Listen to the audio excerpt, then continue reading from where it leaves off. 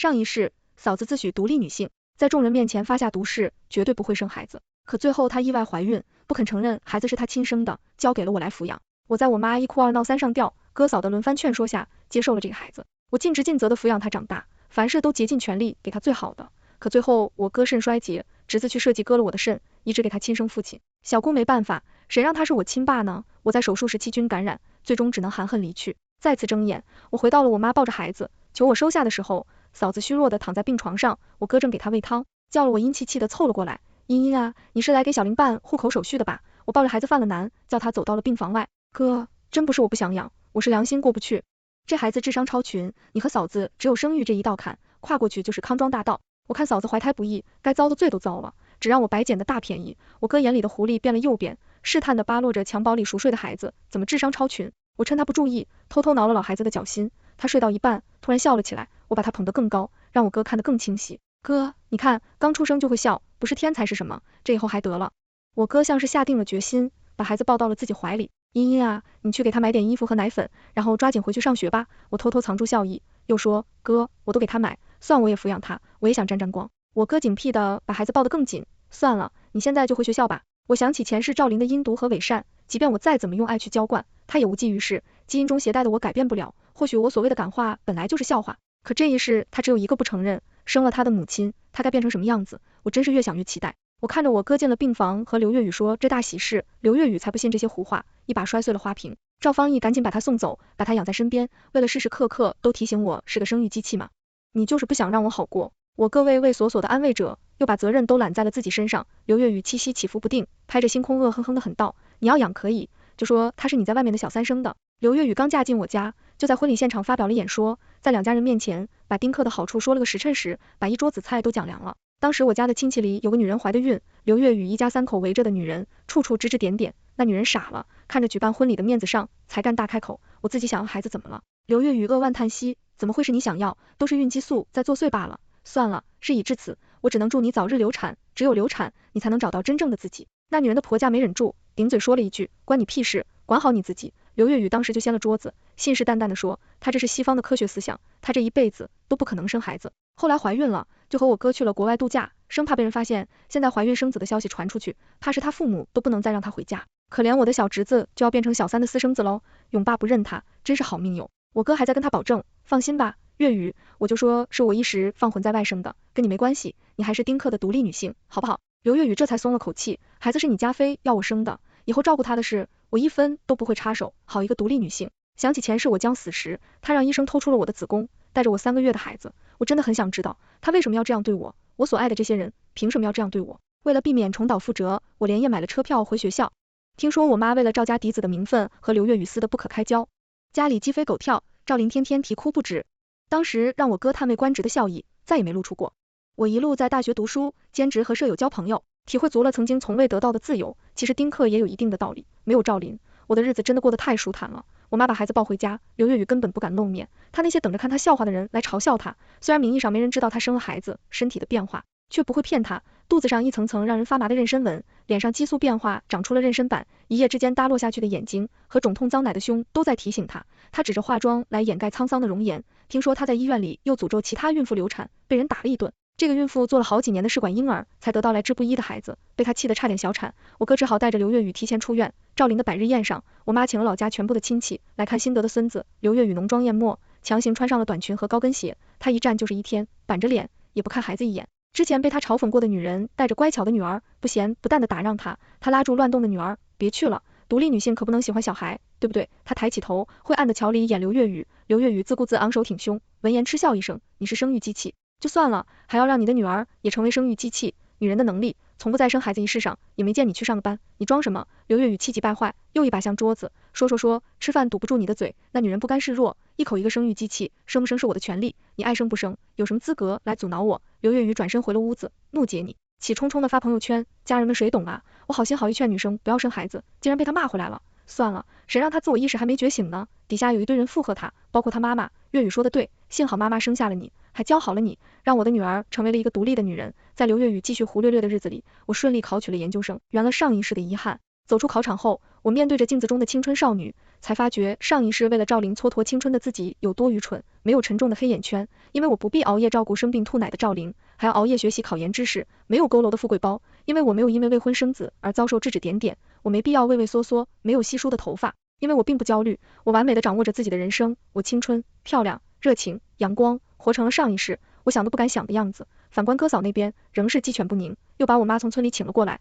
成了她家的保姆。我妈满心满眼都是她的好孙子，捧着怕碎了，喊着怕化了，太阳会晒黑，不让我去，让她出屋，跑步会磕碰，不让她运动。因此，赵玲免疫力低下，感冒生病是家常便饭。刘月雨对她完全是撒手不管，又进了个丁克宣传班。我想着她弹性的丁克标准，心里一阵好笑。她的丁克就是生了孩子，假装不是自己生的，别人晒娃要骂两句，别人备孕要嘲讽两句。前世我算是，虽然也无心再生育，可这也不是他直接找人给我切除子宫的理由，欠我的他总要还。我假装其中一个和他关系最好的网友，用小号加了他的微信，我的身份是18岁普通女孩，十分仰慕刘月雨的坚守原则，结婚7年仍然顶住压力，不受催生困扰。刘月雨被我夸得飘飘然，几乎和我无话不谈。我从他的话里知道了，他有个催生催得要死的，一个不尊重他，把他视为生育机器的丈夫，还有个辍学谈恋爱，未婚先孕，常年无所事事，混迹社会的小姑子。我品鉴着他对我们一家3口的形容，情真意切地回复他，姐姐太不容易了，辛苦了姐姐。他长叹一口气，现在社会女人不容易，我也只能尽我所能去反抗这世道的不公。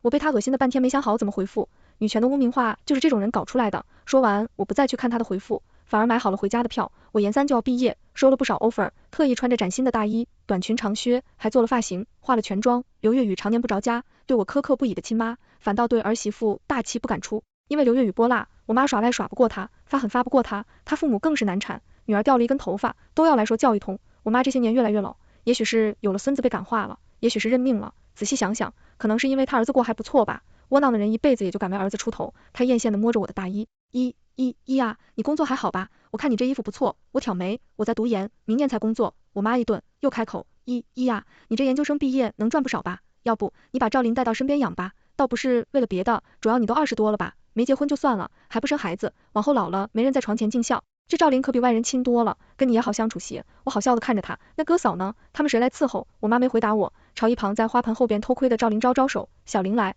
这是你，叫妈也行。我闻言被吓了一跳，赶忙提高了音量，没这个道理，他管我哥叫爸，再管我叫妈，你真是糊涂了。说完我看着赵琳清澈无辜的眼神，毫不在意的拉过她的手，我指着墙上的婚纱照，小玲那才是你妈。赵琳仍是无辜的样子，躲进了我怀里。她才不是呢，她是我后妈，我亲妈早就死了。刘月雨和我妈大战的结果，就是个退一步，孩子不说是刘月雨生的，妈也不说是婚外小三，只说了我哥有个素未谋面的前妻，生孩子就死了，孩子是名正言顺的婚生子。赵琳呐，赵琳用复杂的眼神盯着刘月雨，往我怀里又靠了靠，大眼睛一眨就要流泪，要哭不哭的哽咽着。姑姑，我好害怕她。我藏起笑意，严肃的靠在她耳边，她就是你亲妈呀，你害怕她什么？赵琳有多能装，没人比我知道，她的眼泪从来不是示弱，是掏空心软者的一切，说什么胡话。小玲，你会。我回屋去了。赵琳乖乖回去了，关门时却在门缝里又看我一眼，怀疑的种子总会发芽，纸包不住火。窝囊的妈妈为了孙子也会冲冠一怒。赵芳英，你跟孩子说这些合适吗？我从一盘子草莓里挑了最大的，他亲妈不要他，我就要养他吗？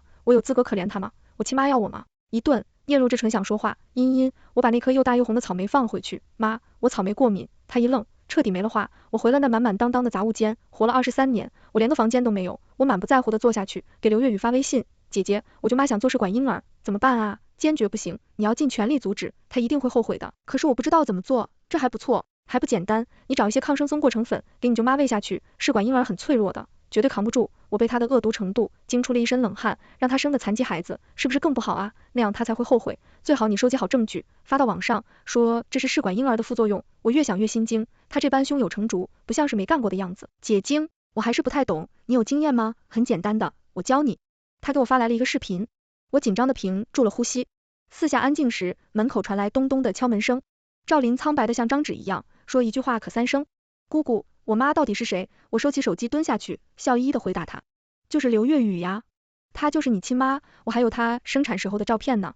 你要看吗？赵琳的眼泪落个不停，配上苍白的小脸，尤其让人心疼。不可能，她对我比故事书里的后妈还差，怎么可能是我亲妈？她不爱我，干嘛生下我？前世赵琳的影子又在我眼前一晃而过。那时的她爱热情开朗，放学时总会牵着我的手，拿仅有的钱给我买一串烤面筋。我是死后才知道，那个让我感动到痛哭流涕的烤面筋，不过是食堂剩下的餐盒里没人要的剩菜。他凭了一根1块钱的面筋，再说2句可怜的话，就能让我死心塌地奉献出我的一生。他从未在乎过我的付出，我再次打量他，他今生的眼泪又有几分真心呢？要几句衬托才会说出他的愿望呢？有着刘月雨这样的妈妈，在这样的环境下，他的心智发展的更迅速了，也更恶毒。姑姑，你救救我吧，你也要工作成家了，带我一起生活好不好？只有你能给我缺少的母爱。我突然笑了，小玲啊，你亲妈都不要你，我又怎么会喜欢你呢？我看着他脆弱的深情瞬间破碎，他还太小了，破绽太多。他凑近我，可是姑姑啊，我有奶奶疼，你什么也没有啊。我深沉的和他对视，看着他眼中闪光的挑衅，我狠狠深恨了他一巴掌。他愣住了，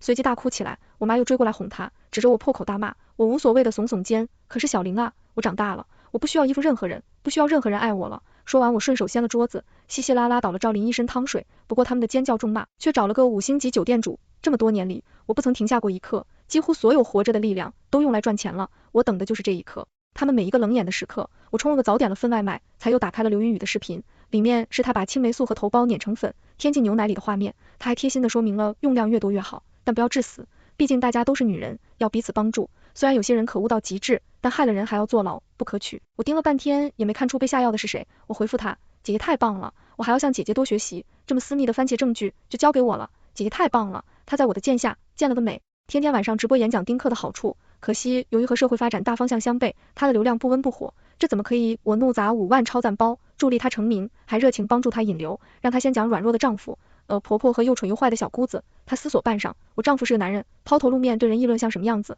还是讲我婆婆和小姑子吧。我嗤笑出声，天天的回复他，姐姐说的对，是我没考虑周全。他果然开始直播卖惨，从小区里捐赠旧衣的箱子里偷了2件，亲爱的姑素，我婆婆这不给吃那不给吃，小姑子出学会社会，吃她的穿她的用她的，当然还要生活一下。小姑子未婚先孕，日子过得惨淡不已，在她的帮助下领悟了丁克的真谛，打了胎，现在吃妈妈香，身体被绑，学习成绩也上去了，要报考成人高考。可惜这副人要没装几天，她又在评论区和一个刚生产完的产妇争执起来，原因是产妇发了条视频，文案写着谢谢你来到我的世界，亲爱的天使宝宝，妈妈永远爱你。刘月雨义正辞严，为什么说她来到了你的世界，不说是你把她带到了世界？因为你已经失去了把自己看成是人的观念，你现在是孩子妈，只是一个动物，出现奶牛和母猪，失去了自己的人格，你已经失去了科学的思想。什么是天使？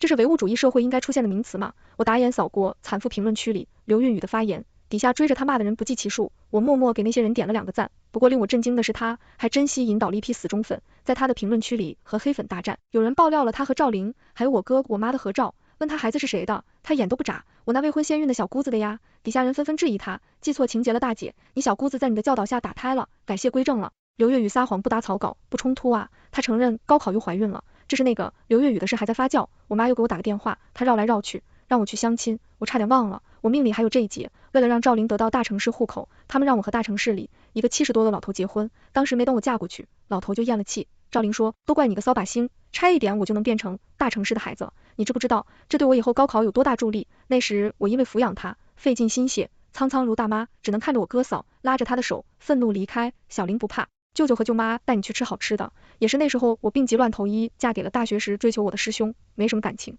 只不过他比那老头要好一点，他不计较我带着孩子，这就够了。结果他是个人渣，婚内出轨，家暴。我死之后，他收了2万块钱，和我妈一起签了谅解书。算这时间，他也要出现在我生命里了。不对，我把他带到我的生命里了。反正老头要死了，既然老色鬼临死还惦记小媳妇，我直接答应了，要了他5万2和13万14的彩礼，要求分批打到我的账户上。老色鬼刚打完钱，下午就没了。他儿子找来找去也没办法，毕竟我忽悠老头写了自愿赠与，还是特殊数额。我上辈子的丈夫周正到了日子给我发微信，师妹，有时间一起吃饭吗？我想来想去回复他好的师兄，不过我老头刚刚去世，我手寡抱抽身，你来我家吃席怎么样？他没回我。我乐呵呵的去恭维刘月鱼，他这些日子也算火了，在直播间跟人对骂，一骂就是1天，厉害的是他总能自愿起来，说一波又一波的人上麦，都被气得说不出话，仓皇离开。我看了一眼直播，他还在舌战群儒，姐姐，有个普信男追我，我好烦啊。普信男很明显吊足了刘月雨的注意力，他直接下了播来问我，谁啊？其实有的时候普信的标准挺难定义的，你把聊天记录发我，我帮你分析一下。哎，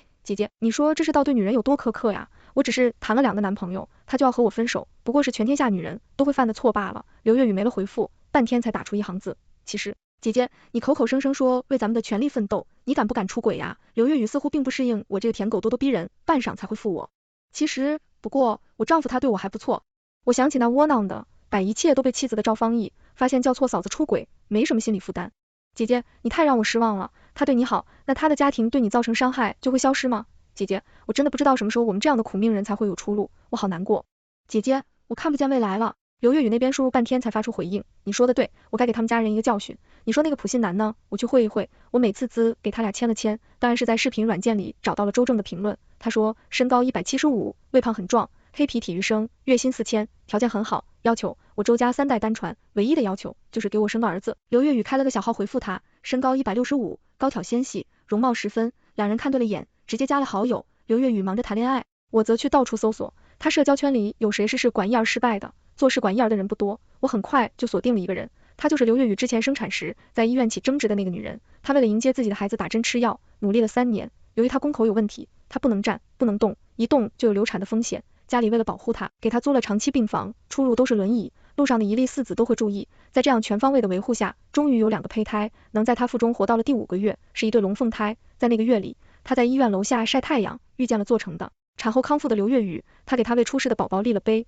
上面是她精心起好的名字。在那次意外之后，她彻底失去了生育的能力，她深深自责是自己的原因，是因为自己情绪的变化才害死了自己的孩子。我见到她时，她已经苍老了很多，所幸她的丈夫不离不弃，还能陪伴在她身边。她说，我妻子没有问题，是我身体质量太弱，让她付出了这么多，我对不起她。那个女人叫方志梅，她抓着我的手，那个孩子到底是怎么没的？我握住她冰冷的手，她会付出代价的。我摧毁他的伪善之后，再教他法律吧。刘月雨和周正很快就进行到了要求中的那一步。刘月雨严肃地说明自己不生孩子，也不会生孩子。周正破口大骂，你不接受，你跟我聊什么骚？刘月雨受了委屈，把聊天记录都给了我，让我评理。我安慰道，怎么会是姐姐的错？明明是她太轻浮了。刘月雨，我想再给她一个机会。我转手把截图发给我哥，嫂子好像出轨了。在我的帮助下，刘月雨很快被周监在家，我找了专业摄影师陪同，拍得清清楚楚。我歪头看着刘月雨哭诉，赵方毅和周正大打出手，转头把他的事件打好码发到了他的评论区。比出轨更炸裂的是他的妊娠文，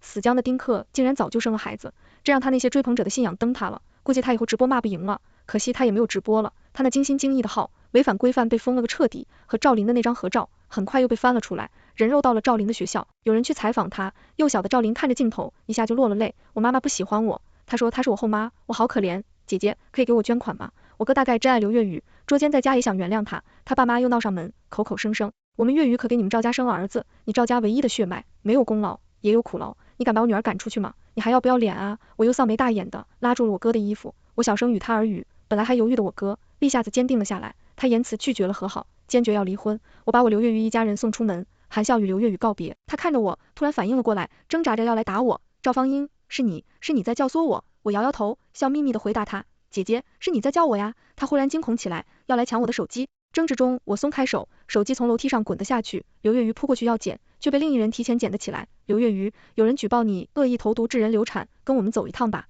他被铐上手铐的那一刻，我扬声叫住他，姐姐，警察先生，我的手机摔坏了，他损害了我的财物，我不和解，请务必从严处理。刘月雨被判了3年。我哥开始酗酒，在我的引荐下，不出意外的撞见了周正，在酒精的作用下，二人大打出手，最后周正惨败，被打得头破血流。我一点也不意外，我哥被拘捕，酗酒和心情不好，让他的肾衰竭来得更快了，最后并未被保释到了医院。我看到我妈和赵琳扑在他身上痛哭不止，我拍了拍我妈的肩膀，妈，给我哥一只肾脏，还有救。她含着眼泪抬起头，感动地看着我，茵茵，你愿意给你哥捐肾？我摇摇头，我和哥都不匹配，我没说谎，上一世我的肾脏被送到了医院，才得知不匹配，他们连查都没查，就要了我的命。我妈哭得更大声了，情况这么紧急，我去拿着肾脏给他移植啊。我俯下身子，远在天边，近在眼前，你和小玲都是上好的圣人啊，可惜我上辈子没看见最后是谁捐了肾，我现在可要瞧仔细了。我不放过我妈的每一个表情，妈，你开始你来，还是小玲来？赵玲听了哇大哭，奶奶，不行啊，奶奶，小玲没人疼没人爱，没有妈妈，已经很可怜了，你不能再要我的肾啊！我不愿意再听他们说话，走出病房去透气。我又在楼下看见了那失去孩子的方志美，她被她老公拦在怀里，上了车，我没再去和她打招呼，我有些愧疚，明明我有时间阻止，却没能帮上她，只希望老天有眼，也再给她一次重来的机会吧。至于我妈，她选择了最亏的打法，把一个肾给了赵方毅，让赵玲抚养他们俩残疾老人。我赶紧跑了，答应1个月，支付1000赡养费，反正赵玲会卖残，让她学他妈去开直播乞讨吧。刘月雨竟然怀孕了，她那阵子忙着直播和出轨，孩子是谁的一目了然，和我哥打架，导致失去了生育能力的周正兴奋不已，当即决定要和他结婚过一辈子。可刘月雨是丁克呀，她在监狱里撞墙撞流产了，由于太过暴力，子宫也被摘除了。周正放下好言，他等着刘月雨出来，一定不会放过她。这下他们俩可是毫无意外丁克了，摘除子宫真的让刘月雨做到了。事情解决之后，我抬眼看向未来的天空，选择了一份热爱的工作，也许我会谈一段恋爱，也许我还会选择生养一个孩子，那些都无所谓，因为选择权只在我一个人手里，生不生，只有我自己说了算，真正的自由与权利，是有权决定自己的人生。全文完。